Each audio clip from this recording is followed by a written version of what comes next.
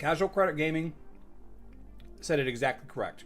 That's a very well put summarization of this rework. CCG says essentially, and it's an offensive nerf combined with a utility and defensive buff. I think she gained more defensive and utility use than she lost offense. I agree. It's only a game. Why you have to be mad? So let's get into this. Let's get into these Hero Wars Mobile Morrigan changes. Discussing the ultimate ability. Now, before we go any further, the highlighted stuff is typically where the changes are, but not really in this instance. Okay, this has actually caused a little bit of consternation, a little bit of concern from the public. Okay, we're going to talk about this skill probably more than any other skill that has been changed, because this is the one that is the biggest question mark. All right, starts off well enough. Morrigan summons some skeletons, right? You can see that the change is highlighted here, 6 skeletons instead of 3. You can see that the max skeletons that she can control has been upped to 10, and that's because every single one of her abilities can do skeletons now, and that's highlighted. The skeletons have the same armor and magic defense stats as Morrigan when they are summoned. That is a new line of text. Now, some people believe that she actually gave them her armor and magic defense stats currently. Okay, and that this is exactly the same, that this actually isn't a change at all. A lot of people believe that. A lot of people believe these skeletons have the same armor and magic defense as Morrigan. And the addition of this line right here is a question. Why is this here? Some of us think that before, the armor and magic defense could not be modified, but now the armor and magic defense can be modified by artifact weapon buffs, her own armor and magic defense boosting skills, other heroes that can boost armor and magic defense. That's what we think is going to happen. We've put questions out there. We don't have an official response from the developers yet, okay? We don't have it just yet. The skeleton health has been dramatically reduced. And here's another big problem I have with these reworks. All of the changes are highlighted. 3 to 6.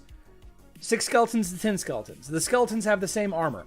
Yet, the stats of the attack and the health of the skeletons were not highlighted, as though we were not supposed to just see this at all. So, what I think is happening here is the health of the skeletons is being effectively cut in half, right? 130% modifier down to a 60% modifier. You have 190 times level, 100 times level. That's a good drop in the health. A significant drop in attack damage. This is an 80%, this is greater than an 80% reduction in attack on the skeletons. But we think, and I say we, I mean myself and a couple of other players, you know, influencers, other, you know, Hero Wars mobile players, whatever.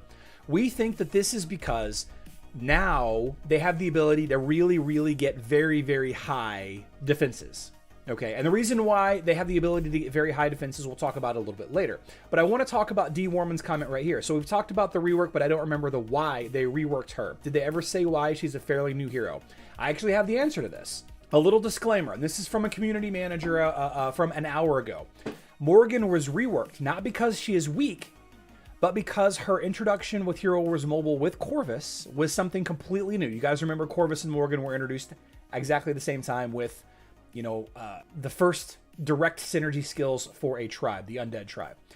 And it led to numerous bugs linked with her. The devs tried to fix it a lot of times, but it didn't do much of an effect. So it was easier to just rework her a bit and make her more efficient as a standalone hero. It turns out Corvus is fine, has always been fine without Morrigan, but Morrigan without Corvus seemed to be a little on the weak side. So that paired with the bugs is what prompted the rework. So the whole kit, if we think about just this one skill, the whole kit now is around her summoning literally an army of skeletons, right? Almost double the amount of skeletons she can control, almost double the amount of, or definitely double the amount of skeletons she summons when she ults, and every ability now has the bonus skeletons added on here as well. So the bone armor, this is another big problem that people are having with this rework. Okay. Actually, the bone armor is the good one. I'm sorry, the bone armor is the good skill. This is probably the best skill of all of them, in my opinion, although they're all pretty great, actually. Summons 2 skeletons, increases armor and magic defense of Eternity allies, or Undead allies. By the way, I'm going to keep using these two interchangeably, Eternity and Undead. The The defense's boost has not changed. It's a 20% magic attack plus 15 times level for 8 seconds. I'm not sure what the boost was, the duration of the boost before, right? There was a heal before. There's a heal now. There was a heal either way, and healing them by 50% magic attack plus 100 times 11. You see this right here. There's a heal now. It's the same heal. But additionally, Bone Armor now applies to all allies, okay? It gets the regular effects on Way of Eternity heroes, but half the effects on non-undead allies. This is the opposite of what we see a lot with heroes. Isaac, for example, boosts allies, but if they're Way of Progress heroes, those heroes get double the effects, right? So skill number 3. This is the skill that everybody's upset about. This is the big problem. It was changed from an Eternity heal, Way of Eternity heal. If a hero drops below 20% health, and they were aware of Eternity hero, they got a heal. And this heal can be triggered frequently. It wasn't a skill that was activated, right? This is a passive ability that triggered every time that Corvus or Kark, Kira, Phobos, anytime any of those undead heroes drop below 20%, as long as it's been 8 seconds or longer, they get the heal. So now, instead of the heal, we get this empathy ability, which it's strong in its own right, but it's certainly a reduction in overall healing effectiveness. So we have additional skeletons here. This is the third straight ability that provides additional skeleton buddies and applies the empathy effects to allied Eternity heroes for 10 seconds. This is an active ability now, it's not a passive ability. So now it spreads the damage evenly among all of the skeleton allies that is taken by Way of Eternity heroes. So instead of Corvus getting a heal, he's getting a damage reduction. He's getting a damage buffer, if you will. Now, the idea behind this, and what we think is happening, is the decrease in health, obviously, of the skeletons is made up for the fact that the skeletons can have much higher armor and magic defense. And we think that they will be able to completely block all damage, or most damage anyway, that is sent their way from the spread about. So she has the ability to get a lot more skeletons out, right? And then instead of one hero like Corvus getting a heal once every 8 seconds. So Corvus gets a heal once every 8 seconds, and then maybe your Kira needs to get a heal, but your Corvus is still too low, so the Corvus gets the heal instead. Instead of all of those individual heals proccing once every 8 seconds, we have this ability that will spread the damage for the 10-second duration, and there's likely a 10 to 12 to 15 second downtime for the skill. So we're going to call this a third of the time, maybe a little bit less than half the time. You will not be able to hit any the enemy team will not be able to hit any of your Way of Eternity heroes for full damage. In my opinion, this is actually an overall buff. Okay, I don't like that the skeletons are weaker, but I think the additional armor and magic defense that they will build into using... See, a lot of us think that this bone armor didn't necessarily provide as much benefit to them as we think it did. But now the bone armor is going to apply to Morrigan, right? Bone armor is going to apply to existing skeletons.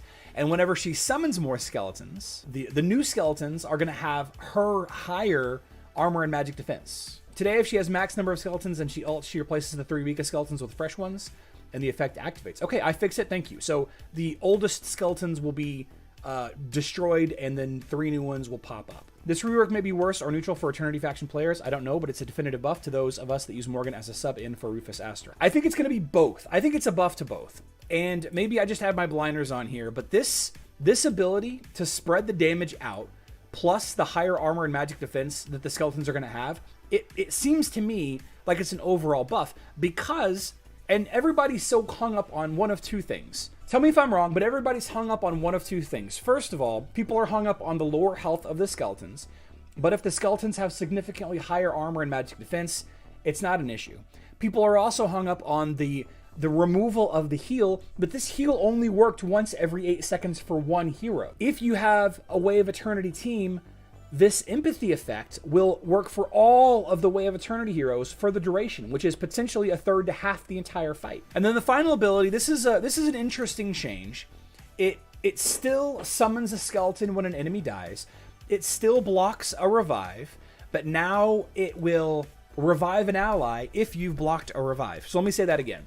The skill is basically unchanged. The Violet skill is basically unchanged, but the the one thing that is changed, instead of the damage bonus, which seems to be disappearing, it looks like the skeletons are being removed as a damaging, in addition to damage overall, just a much lower damage output from the skeletons. But now, if you block a revive, you can now revive one of your allies as well.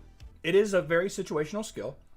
It's definitely going to block Astaroth and Rufus revives, just like it always has. People bring Morrigan in to do that. I tell you, I don't like this. I don't like how they hid. They didn't hide it, but they didn't highlight it, so it's kind of hidden. We're made to not notice the health and attack damage change of the skeletons. Frustrating. It's frustrating to me, but it is what it is. So I don't know.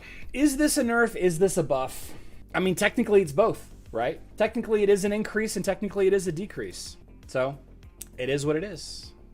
Casual Credit Gaming said it exactly correct. That's a very well put summarization of this rework. CCG says essentially, and it's an offensive nerf combined with the utility and defensive buff.